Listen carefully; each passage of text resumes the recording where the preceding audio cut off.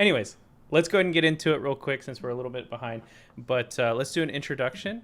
We'll just kind of go around the ring, introduce ourselves. Might be easy since Christian already went to have you just go again, and we'll just continue in rotation.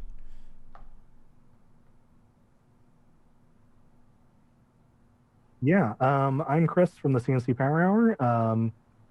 I stream on Twitch at twitch.tv/CNC Powerhour Mondays at 4 Eastern, and then during the week we stream video games. I'm a little behind because I can only hear the stream, but I think that'll be okay. Uh-oh. I think he was having the same issue Shannon had earlier, but that's fine. Shannon, why don't you introduce yourself? Hey, I'm Shannon from the Trinisphere, where Timmy, Johnny, and Spike battle over all things EDH. We do YouTube gameplays and deck techs from the 3 different psychographic profiles, the Timmy, Johnny, and the Spike. I'm the Johnny on the show, so I love like building decks around stupid cards and talking about Magic and how it was made for these 3 different unique profiles and how there's really no right way to play Magic. So that's kind of what we talk about a lot on our show. All right. And I'm Austin from Commander 99. We do Commander gameplay on both Moto and paper. We're a very casual group here. We try to keep it, pretty chill and, focus on some of the card choice that, comes from that casual play style.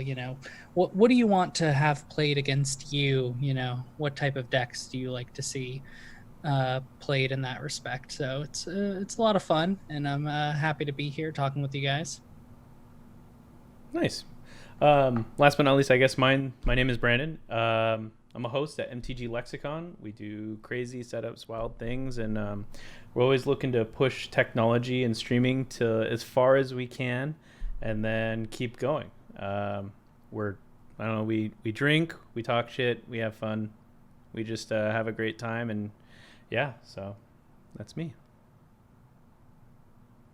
Yeah, and I should mention, the idea of this content creator reunion, this coming together of creators, was really Austin's idea originally. He kind of brought it up to me one time, and this was originally going to be an event where we all met at a Verbo of Airbnb out in Kansas, and we were going to have a whole weekend dedicated to streaming and collaborating and that kind of stuff and having fun. Of course, the world changed a lot, and our timetable got kind of messed up. So here we are trying to do a digital version. But hey, this is a great time to learn a lot more about streaming and using the technology available to create content, since we're all stuck at home, generally speaking. So this is Austin's idea, and it's really cool. And I hope we can do this a lot more and help out new creators and have them not maybe trip up as much as we have, give our experiences in that and whatnot to them, so they have an easier go of it next time. Right. I think this kind of idea stemmed from the us all meeting at Las Vegas, the last Command Fest that I actually went to. It was a great opportunity for a lot of content creators to come out and play together, but there's also a big part of you collaborating and playing games with the community. So I think those that are watching at home, the Command Fests offer a way to for us, creators to participate in games with our fans and with other creators. I think one of the things that I noticed the most is that timing is an issue, that I sit down in a pod with someone and, you have like a few days to do so much, to participate in events, to do all this stuff. And you kind of, be like, oh, let me get in the next game with you. And then 6 hours go by and you haven't actually gotten to play with the people that you kind of talk to online, digitally on a regular basis using Discord and using Skype, but we're all over the country. So this, the intention of this event was to give us an opportunity to all come together into one space. And while that space this week is a digital platform, it's a good way to have us all, still have that moment of collaboration, communication, and really get things going. Brandon brought it up about 3 weeks ago. He's like, we could do this online. Yeah, you asked me the question, and I was like, yes, let's try and do it in 3 weeks. Because, like, I joked with you guys before. I'm like, how hard can it possibly be? Which is like the mantra of a content creator. How hard could that possibly be? And so Right. we set ourselves to, in 3 weeks, create an online iteration of this and get a new set of people dedicated to coming to it. And here we are. I think it's working out pretty well so far, though. Yeah, I would agree. Yeah. Well, anyway, so yeah, this Q&A discussion, if you guys have any questions, feel free to fire them off towards us. If you're an up-and-coming content creator, you can just post in the chat, and we'll be keeping an eye on that. But I have a couple of easy softball ones. Let's start off with something really easy, something that everyone can talk about a little bit, their experiences creating content. What is the biggest mistake you've ever made creating content? And if you guys need to think about it for a couple of minutes, I'll give you mine, it's pretty hilarious. One time we interviewed the Yago, the creator of Tapped Out. We had an interview with him about like why he created it was a really good interview. And then we deleted the file on accident and lost it. And so we went back to him and was like, hey, is there a chance that you'd want to do the interview again? And he's like, no, not really. So we have this lost interview of the creator of the Tapped Out website that will never be heard by anyone but us. So he's a pretty cool guy, though. Austin, what is your biggest mistake as a content creator that you can I don't know. I think of? on a similar page, a lot of my content I find falls into that similar production headache aspect where we produce stuff, it doesn't come out quite right because there's a light shining in someone's face, or there's audio issues, video issues. You run into a lot of snafus that come up every once in a while. And I noticed that one thing that always comes up with our content is like timing. So we'll want to release Jumpstart's coming out, so let's do some content about Jumpstart. And we'll be like, okay, what's everyone's availability look like? Let's get everyone together. Let's take a month and a half. I think that's one of the reasons why it's important to just kind of make content around like whatever you want and not focus so heavily on the hotness. While it does get a lot of attention, it's one of those things that I feel we've had issues with in the past where we're like, okay, well, I'm excited about a new set, so I want to talk to you guys about it. But then, we can't get enough people together, or the timing doesn't work out. And so we just end up letting it sit there, or, So you would say the mistake here is that all of the other of your co-workers, they kind of have lives and they don't care as much about this as we do. Well, no. Because I think I work a full-time job myself. I'm a video production editor from 9 to 5 most days. And so, I understand what it means to have a life outside of Magic and content. I think with everything that's going on in the world, it's more than enough reason to take a step back and really focus on other aspects of your life as well as the content creation. I actually made a joke recently because my play group, or my Magic group, we argue a lot about the decisions that Wizards of the Coast makes, and sometimes we just like to disparage them or whatever. But at one point I was just like, you know what, they should just stop making paper Magic and just go all digital, so I can stop doing this and I can move on to a different hobby now, because that's what would happen if it did occur that way. So Brandon, what is the biggest mistake you've ever made? What is Lexicon's biggest mistake? Was it popping? Was it drinking alcohol? Is that the root of all the problems? No, actually, that's been the basis for all of the best things that we've done. Oh yeah, there you go. I think the biggest mistake we've ever done is not. We just don't have the time or manpower, and I don't know if that's a mistake, but I think we bite off more than we can chew, and that makes it really hard, not only for us to follow through on the things that we want to do, but also make these things come to reality, which is, that's our promise to ourselves, our viewers, and everything else, is that we're we're always trying to push the envelope, and sometimes we're like, yeah, we're gonna do this, and then something falls flat with it, and then like it starts to go off, and then like by the time it's just almost gone, it's just like it just disappears into existence like it never happened, and we just kind of just we just pretend that it was just nothing that we ever talked about. Stop talking about that thing. Right? Yeah, stop talking about that thing. But we have a ton of maybe everyone will forget. Yeah, but we have a ton of creative ideas. But the problem is just we always, I think, bite off more than we can chew with them. Like one thing that we were doing is I had a moving cart, you know, with the little 4 rollers on the bottom, and I put people on it, and I started recording them with a green screen behind them to do a 360 view, kind of like how you have like the UFC or football. And we were going to make a stats page. So before every game, when people introduced and talked about themselves, they would be rotating, and it would be chroma'd out to do that. And we have all of it's like the character selection screen. Kind of, yeah. We had that like all done. The model is just spinning. And we did a dry run of the test, and we found out that the computer could not handle the rendering of everyone's video, because of the way that we have OBS stacked, it actually came to a grinding halt. And we're like, okay, well then how do we reduce the file size? And it was about going to WebDM, and then like without getting too technical, right. We finally got that part figured out, but then came the stats portion of it. And if you're not familiar, I think G3's in the chat as well, but we have a monolithic stats page on Google Sheets that's got all of our games from last year, this year, and the year before, with everyone who's won, what commander they played, how they won, and do you have stats on if they played Soul Ring on turn 1? No, God no. But you know what? I'll tell you, we have 800 episodes of our life on YouTube. Wow. If you ever get bored and you want to crawl through it, there's a monolithic amount of data there for every episode that we've done. We try to chop them up and turn them into unique games for everything. So we try and release them throughout the week on the highlights and stuff like that.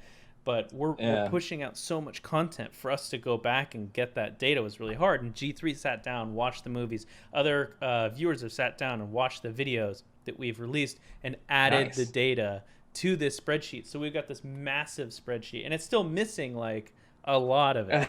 But like in the past like 2 to 3 years, we've been able to catch up to it, and we're still adding more stuff to it. And so that's actually really cool that you have that kind of extra stats and stuff in the background. That's really cool. It's almost like we can play fantasy content creator now and like bet on how well you'll do in some kind of tournament or something. Well, so that's Christian. It's your turn, Christian.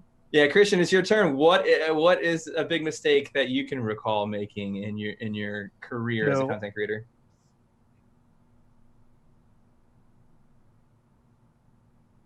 So sorry for being lagging behind. I still haven't figured out how to fix the Zoom meeting thing. But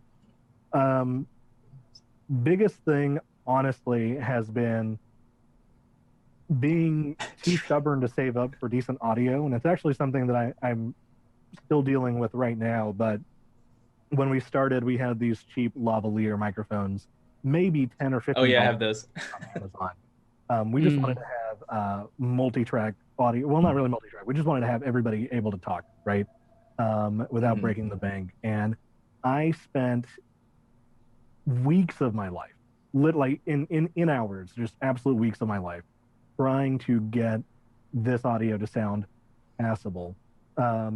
And you know, it's just a giant uphill battle. I've spent a lot of time on it. I've learned a lot, but every time I try to upgrade like a step, I keep getting stuck.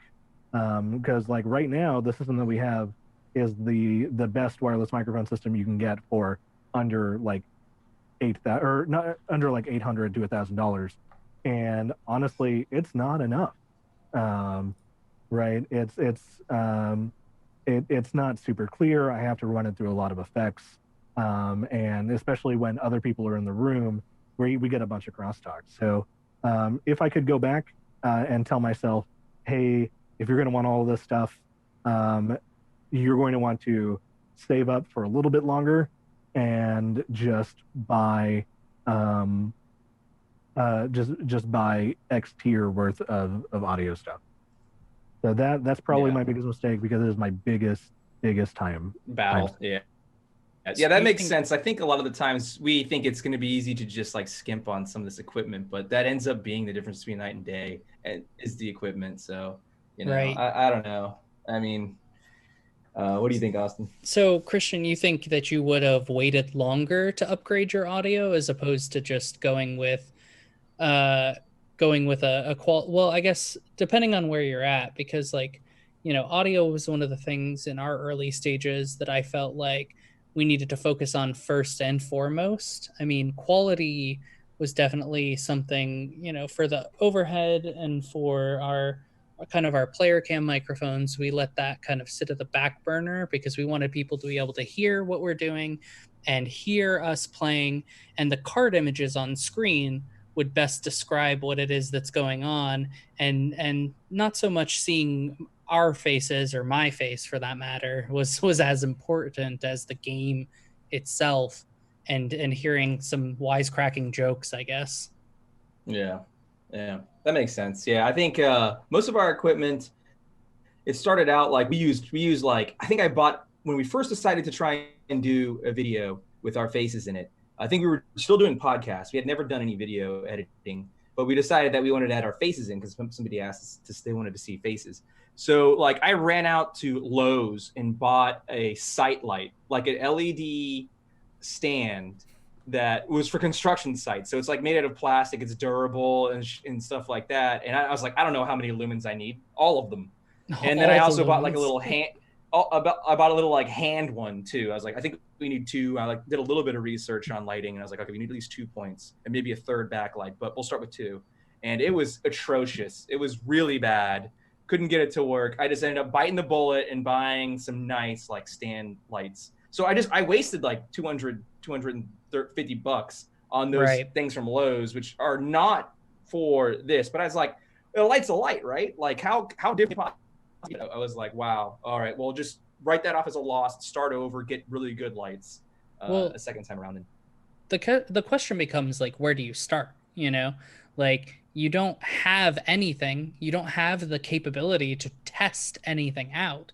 The best you can do is go online and talk to other creators. You know, there are some Discords and some resources out there, those that are creating MTG content. You know, this is the people we talk to, the ones that we, you know, what worked for you, what didn't work for you, you know, what did you find that's still not working even up until this point.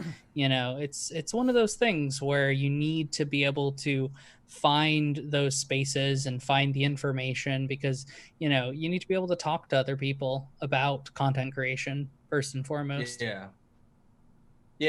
And Christian had joked earlier about like this is my secret tech, but and so like I want to spill all my beans, like all my the things that make my show like superior or whatever, but at the same time we're here to try and help people not to struggle so much, because the more creators, I think, the better. You know, I don't think when we first started out as a show, we really thought of it as a zero-sum game, or like, how do we take fans from somebody else and bring them over to us, and like that kind of thing. But it's not really how it is. Like, people who want to watch EDH casual gameplay are gonna finish a game and look for the next one, like, you know, over and over again.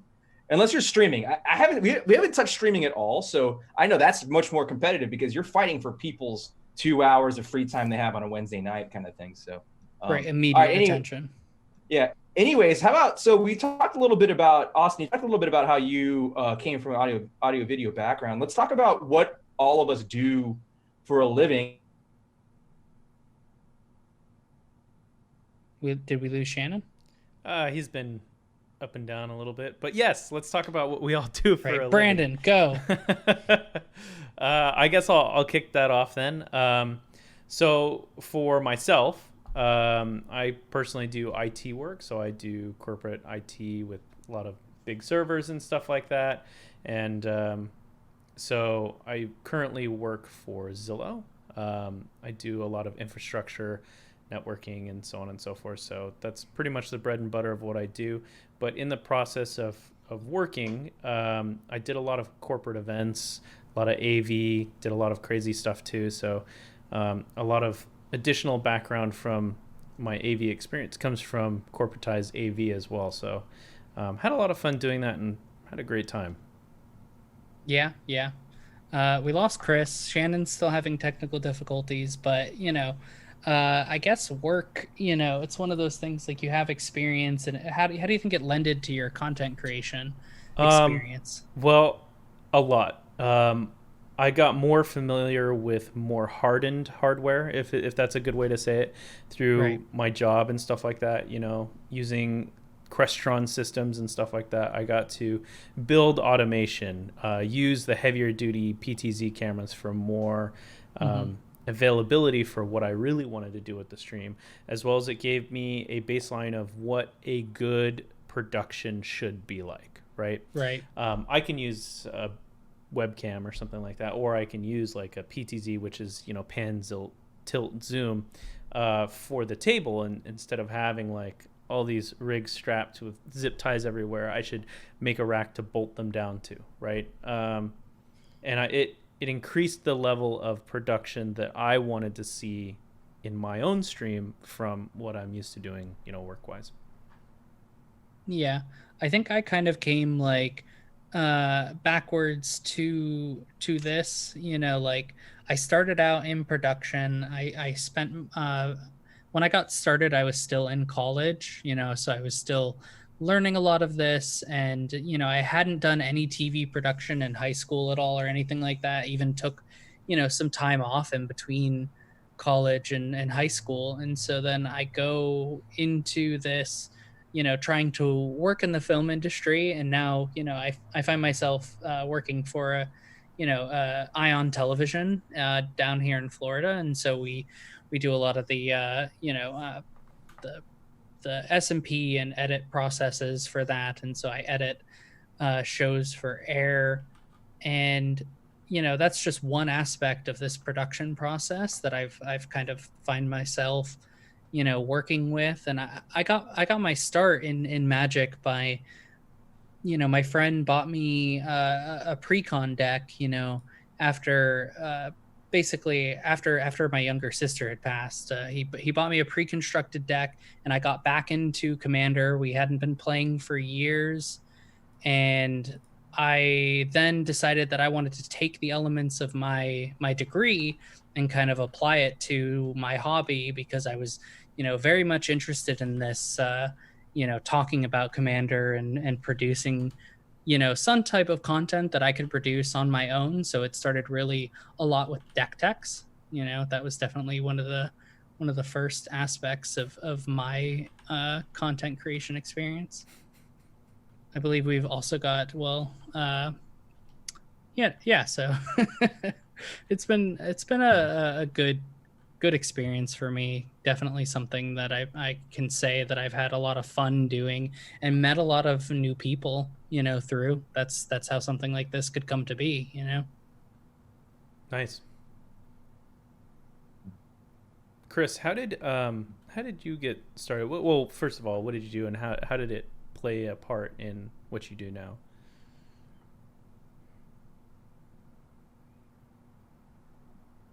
So, what our biggest impetus for actually trying to do this was, my roommate Andy and I, we both played Magic. We were both big fans of Loading Ready Run, and our friend Clay had just moved 45 minutes away, and we were like, well, we need a guaranteed time to play Magic, and we have, like, I had like a little bit of high school production experience with some theater lighting and stuff, as well as a little bit of TV broadcast stuff, but not a whole lot. I never actually took any classes. I was just like helping with the tech setup and stuff. And Andy was a big theater kid, and we just had and a professional photographer, and we had a bunch of stuff just lying around, and we decided, well, if we can do this, and we have a space in our basement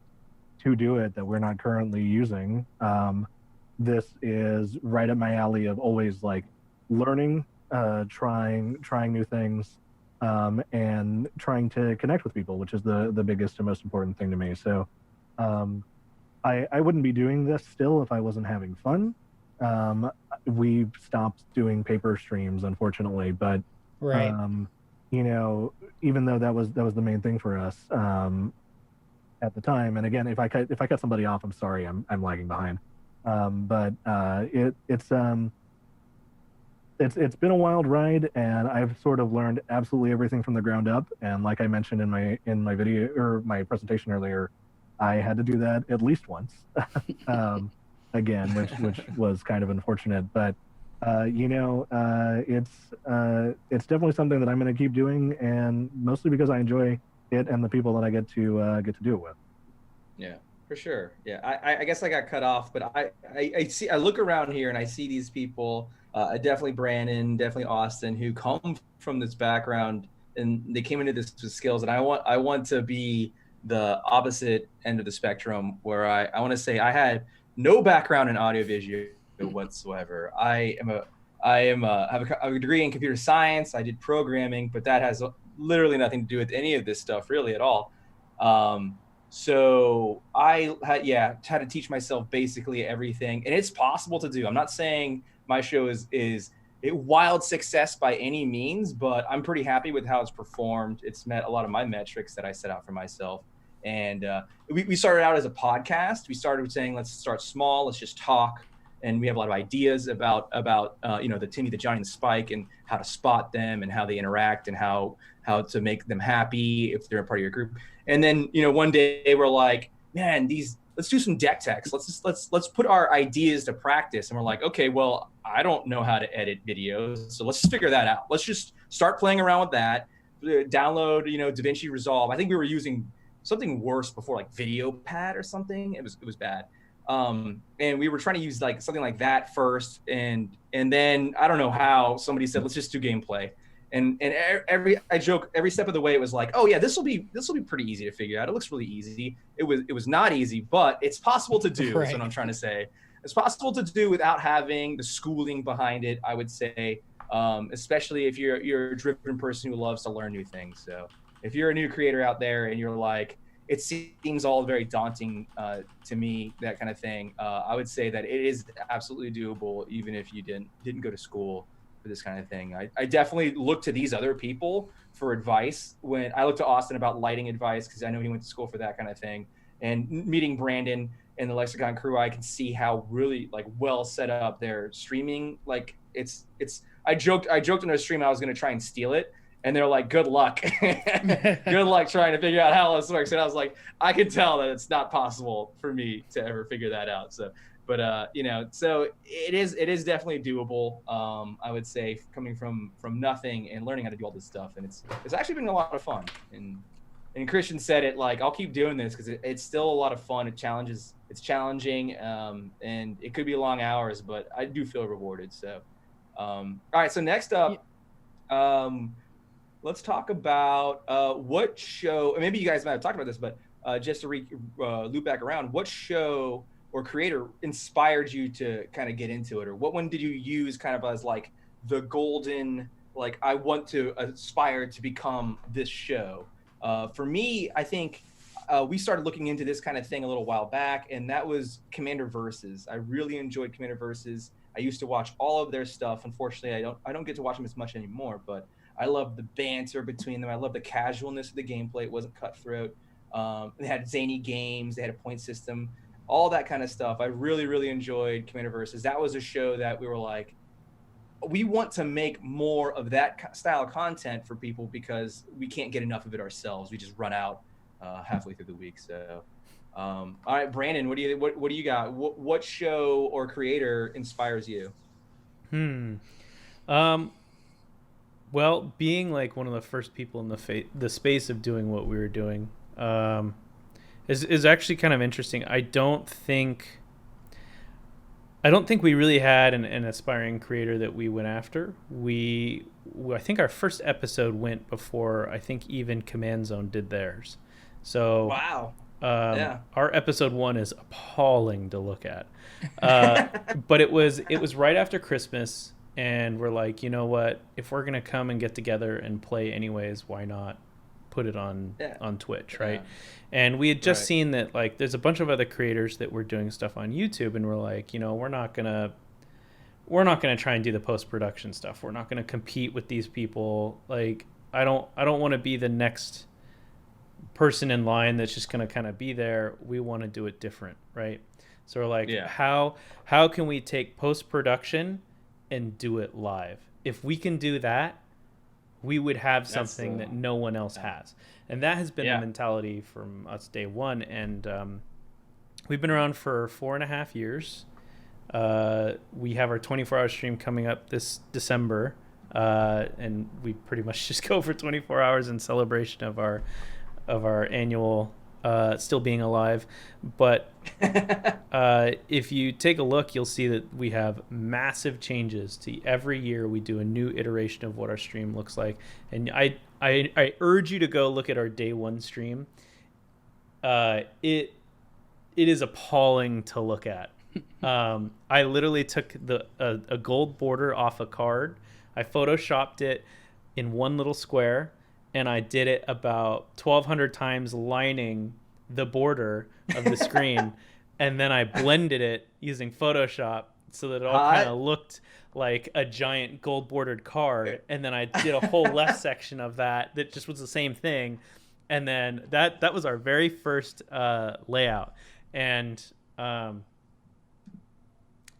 we were so proud of it. Looking back at it, it's ugly. Just ugly. Austin, what do you think? What show has inspired you, if any? I mean, I think for my start, you know, and the shows that I started like listening to and started, you know, watching was along the lines of the Commander Versus, as well as watching a lot of MTG Mudsta's content as well. You know, I found myself putting on most of his library. I also turned to a lot of the guys that are on Moto. You know, like I found myself kind of gravitating towards the gameplay that took place online because it was so early on in some of the production process for me that, you know, we hadn't been doing much video production, and I don't, you know, I unfortunately didn't find that much when I was searching in my early days, you know, for content. It was just like, you know, the Moto content seemed to come up a lot, and then, you know, I didn't see Brandon or anything like that, you know, but maybe I wasn't on Twitch, you know. That was the biggest thing, is that I was looking in the wrong places, you know. I spent my time on YouTube a lot, and I'm not really into podcasts that much. So I definitely found myself just watching a lot of, like, you know, quick gameplays, you know, things that were edited down, you know, in short format. And then from there, I was like, okay, well, I kind of want to go a bit more. Like, I think what I've mentioned this plenty of times, but what I like most about Commander, what makes it so unique to me, is that it kind of, you know, it adds that level of like the conversation, you know, the four players, you know, it's something you don't get with standard, you don't get with modern. You know, you can have a conversation with your one opponent, but it's a very intense moment. You know, I've played competitive games in the past, and you just kind of sit there quietly. You know, you unless you're streaming, you know, you're kind of like focused really heavily on making the right moves so that you win the game. And with Commander, we wanted to open up that level of conversation between the players. You know, we focused heavily on our audio production early. You know, I had a single camera from my college senior thesis film that I was using for the overhead. We had bought like a very heavy duty C-stand and threw it up, you know, way above, and, you know, got some nice lights and threw it on there. And, you know, it took a bunch of sandbags and some effort to get it to stay in place. But that was kind of our beginning in terms of paper content. And I think Commander Versus, you know, that was one of those, like, they did a lot of in-studio stuff, but I tried to focus heavily on the post-production because I think that's where I got most of my experience. You know, I knew after school I was going to be doing post-production, you know, not focusing so much on the camera production. Yeah.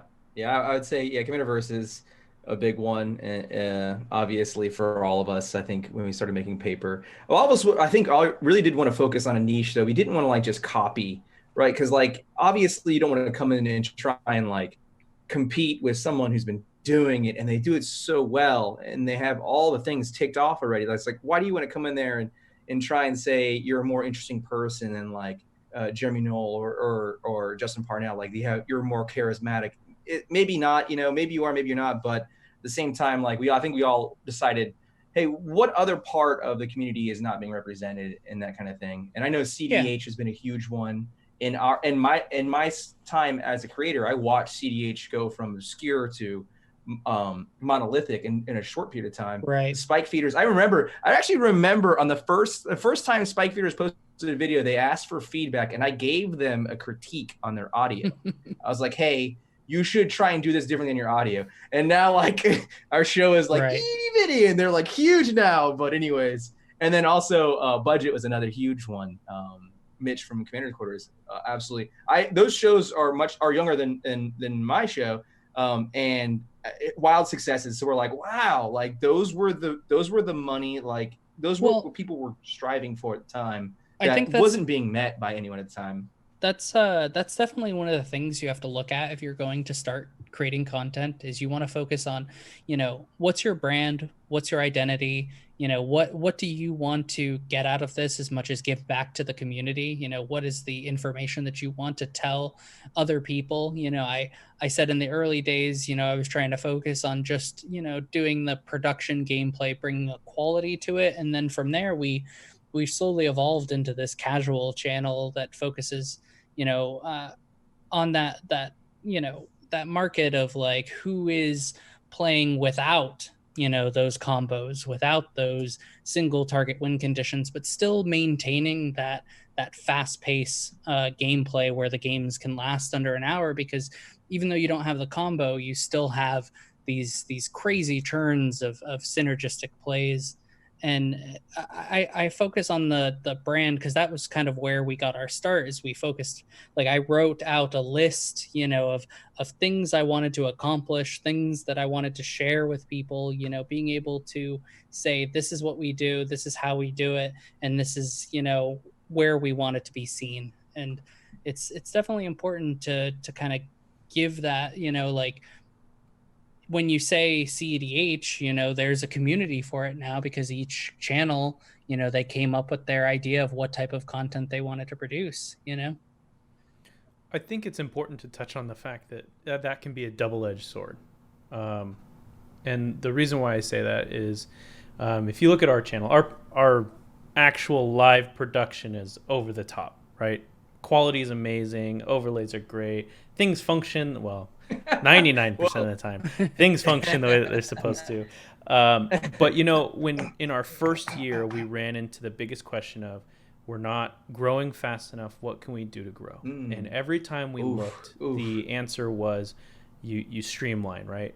No drinking, no cussing, become family friendly, you know, start mingling with the people that represent the community and being a part of that group. And when we looked at the reason why we started, which was we do this already, we're already having fun, and the whole reason why, you know, we have traction is because people want to see that side of Commander, right? And so we promised ourselves that we would never go down that route. We would never go down the path of censoring ourselves to make more views. We never went down the route of, you know, not drinking on stream because, you know, the kids watch this. Yeah, I can't tell my niece, hey, I have a channel, why don't you come watch this? I'm gonna drink, talk shit, and just tell that dude to wow, it's a whole different side of Brandon. I can't do that, right?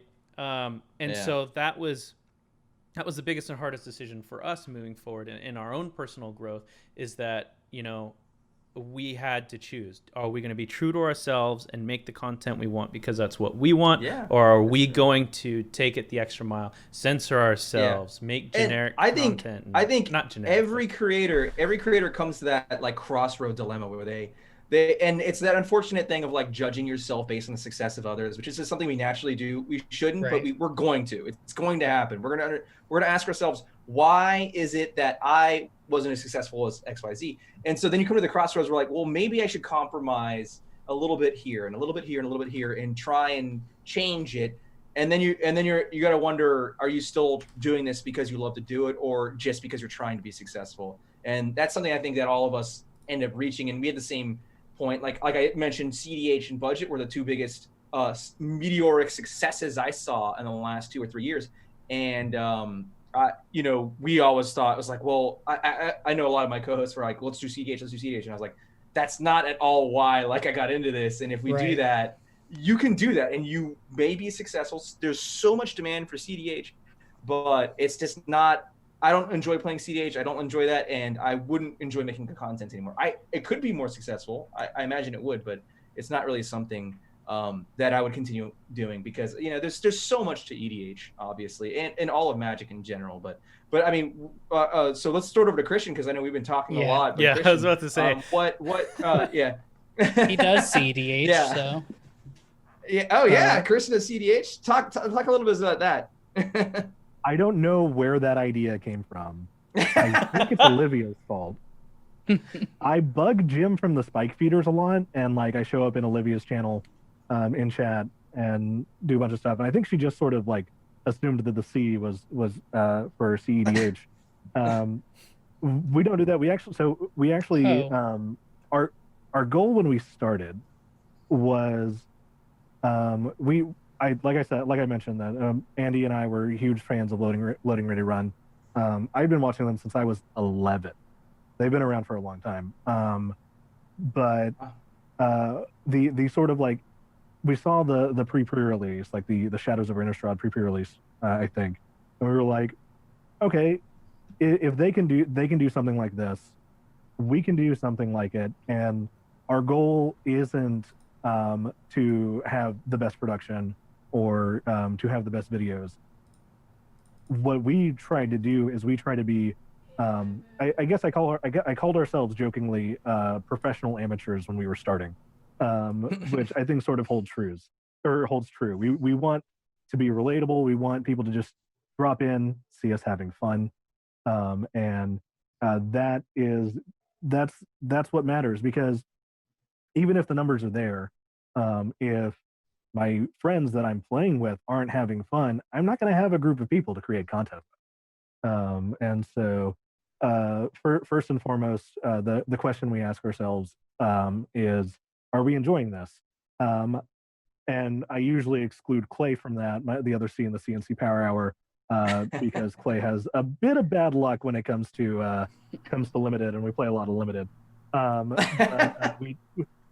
We try to make it worth his 90-minute round trip. We try to make it worth the views of people that come in from all over the world, right? And we have barely 200 followers on Twitch, and I'm glad that I've sort of snuck my way onto MTGLexicon and sort of formed this bit of a friendship with Brandon to be here, because everyone here has such great different experiences and goals and things like that, and we just want to have fun. We just want to continue having fun, and that's kind of where I want to just keep going. And we actually started in the interest of having more fun. We started proxying stuff. We started just playing legacy decks, modern decks that we would never be able to afford, just because it's another avenue of us to explore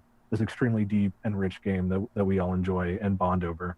And CEDH was next on the list until COVID. One day we'll get there. All the better. Yeah.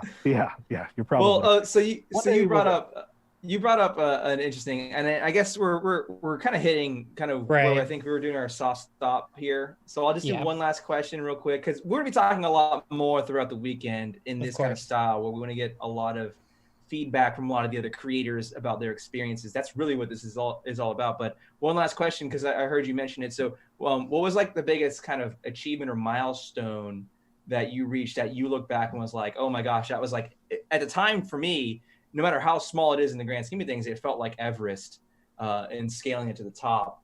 And I think that for our show, it's something as simple as the YouTube partnership or affiliation goal. When we first looked at that and we did the math and we're like, you have to have this many minutes of views and these many unique views, and it was like, oh my gosh, our show is so tiny. We had like 150 subs. We had to reach like 2,000 subs or something. It was like, or I can't remember how many subs it was, but I was like, it was like, oh my gosh, I like did an extrapolation of how many months it would take if we have the same linear development, and it was like, and when we reached it, we were like, oh my god, we did it! Like it was we were elated. So that was like our big goal or a big achievement as a show, a big milestone that we achieved. And looking back, I know it can be easy for some or difficult for others, but. And we lost Shannon. Oh. I think to that point, to that idea of like, you know, the goals you reach as you keep going, you know, you find yourself, I find myself every time something new comes up, every time there's a new experience to be had with content creation with other content creators, you know, I find the opportunity to collaborate with a new creator as another milestone, as another way to share in that community, and as a way to share in this game that we all enjoy so much. You know, I constantly am reaching the next goal, the next thing that comes up. You know, we found the YouTube aspect to it. That definitely was a nice point to reach. You know, I think we had reached it right as they changed their system as well. So while we had like, I think the like 200, 300 subscribers you needed immediately, they had changed their system a minute later, and then it went up to 1,000 and doubled the hours, you know, and we were eventually able to reach that goal too, which was nice.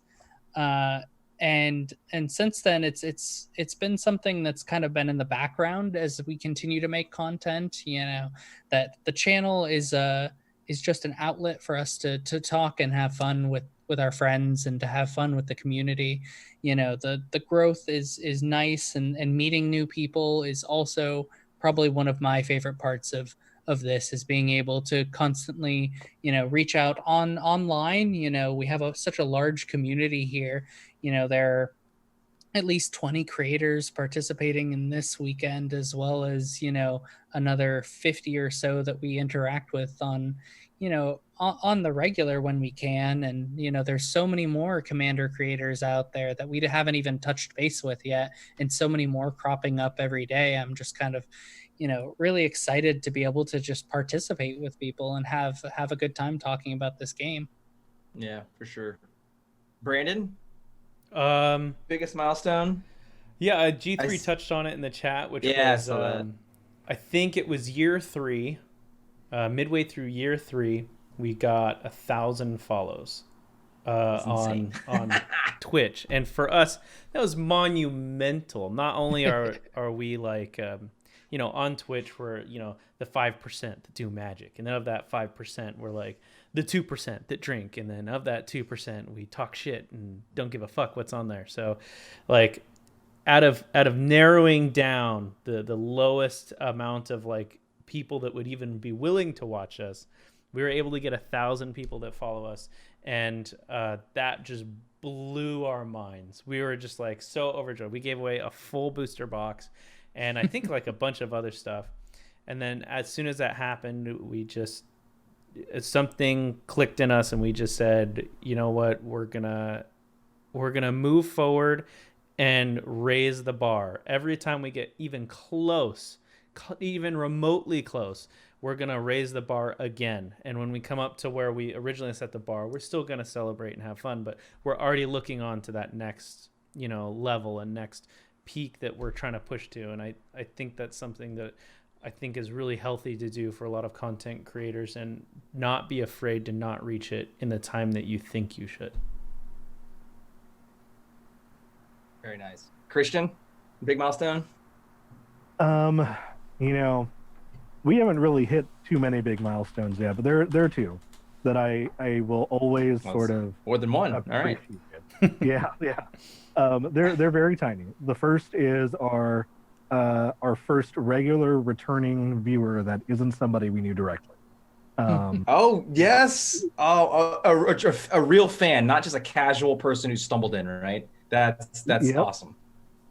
Our first fan, we use them all the time whenever I'm talking about how far-reaching we are, because they're from Brazil and they're in Brazil and they always tune in. But you know, it's that feeling of having somebody want to come back and hang out with you when you're streaming live on Twitch because they like you, right? Because they can go anywhere for gameplay, but the personalities, the interactions, the sense of humor, that's all you. That's the flair that you bring to your content.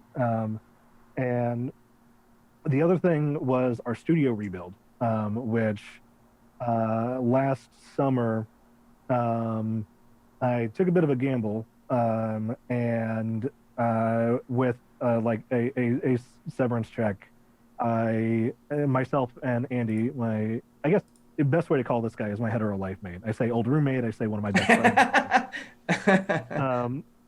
He and I are buddies for life. And he and I built out the studio, the lighting grid that I showed off earlier, a bunch of stuff. This whole thing was absolutely integral he was absolutely integral to the whole thing. And now we have like carpet, we have movable gobos, and like I'm just going to show this up here again. But like, yeah, it's insane. Management up here. These LED lights we can change. Like I figured out how to change them from the computer and animate them from our faux Stream Deck application. And it's just, it was our second anniversary, and I started the stream off by hitting a button where all the lights started changing a bunch of colors very quickly. Rave mode engage. We were celebrating, and it just worked, and it felt really good to like be validated that, you know, we kind of know what we're doing when it comes to setting this stuff up and putting this thing out there every single week. Whether or not we improve by a little bit or a lot, we've still sort of just like we've come a long way from our previous baseline, and we should celebrate that, and so we did. So those are sort of the two biggest milestones that I will always appreciate, even if I never actually get a Twitch payout or whatever, right? Like I enjoy what we have done, despite you know. And I asked that question, and I kind of let it that way because that's exactly what I was looking for. Is that we're not all here. Like, of course, there's like this lotto winner dream where, what would you do if you could stop working a real job and you could just make money making content? Like that's like a dream, a pie in the sky dream, but like goal to reach for maybe.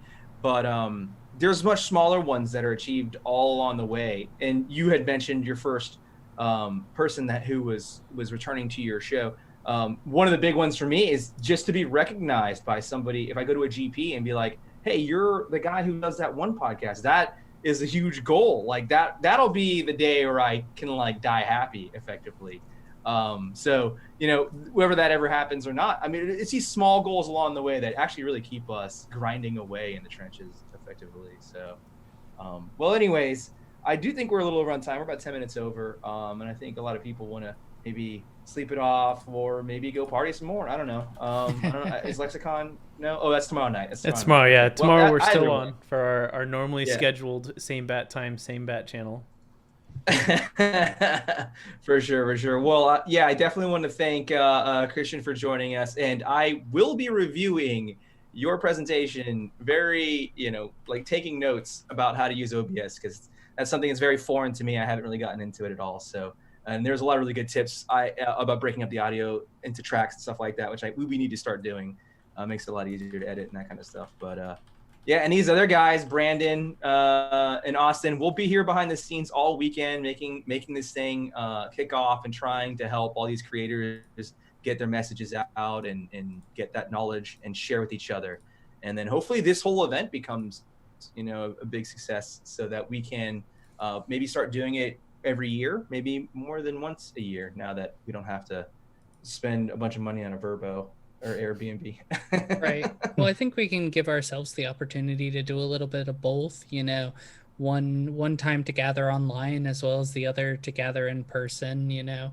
I mean, the thing about this is that it allows us to add a little bit more to the weekend. I think we showed our schedule. We've got more coming up this weekend, and it's like, there's opportunities to create live content, and the opportunity to be able to do it in person will give us more ways to create content for post-production, podcasts, gameplay. It'll just add to it, and it'll grow in terms of creators, and really get to be much more and get more involved. I think that's one of the great things about this, is that once next year comes around, hopefully we'll be in a place where we can continue to do that. And I mean, it's still a good opportunity to give us all a chance to share in our content and come together, be a family, quote unquote. Oh, Captain, my Captain. All right. Well, I think that'll be a wrap for tonight then. But be sure to join us at noon tomorrow, noon Central. All of our times are in Central because we like to be difficult. We'll be doing gameplays. There'll be a roundtable with Sheldon Menery. Olivia Gobert-Hicks will come out. Jeremy Knowles will be playing some games tomorrow. And then we'll have some more content on Sunday as well. So Brandon's got the schedule up right now. We're starting noon Central gameplay into the Wizard Staff podcast, and then some more, afternoon gameplay with Jeremy, Noel, and Olivia, and then the roundtable with Sheldon and the Q&A to wrap it up. Really. And on Sunday, Brandon's gonna give some of his hot tech on streaming, and I'll give a little bit of a how-to on editing videos, because I think that's kind of something that people are a little afraid to do. But if you see how easy it is, you might be like, oh, well, all right, I'll give it a shot. So be sure to stick around the rest of this weekend, guys. We will be catching you later. Yeah, we've got. Awesome. Thanks again for having me. Got the schedule up here on Twitch too. So.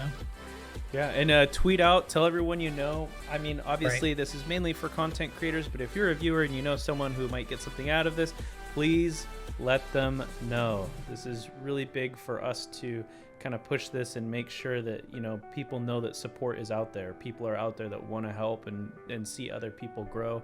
I know that's something that we do a lot here at MTGLexicon. If you're new to the community or you don't know anyone, reach out to us. We're happy to have you on. We're happy to push anyone up and bring them to the light of the world of streaming or EDH or anything else that you want. We're always here to help support everybody in our community, and we really want to make sure people know that. All right, so we'll see you guys tomorrow. Noon Central. Get some more Commander fun in. Bye.